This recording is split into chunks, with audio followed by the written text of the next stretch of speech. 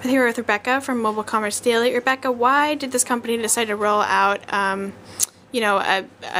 taxi booking kind of app for their consumers?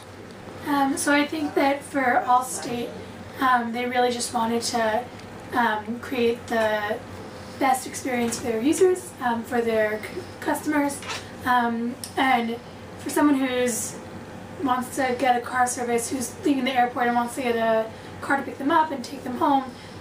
Really, it's a lot easier to just grab your phone and go to their app, and immediately you can put in the time and place that you want that car to come pick you up, as opposed to maybe having to go outside, wait in line, call through the service, or try to hail a cab.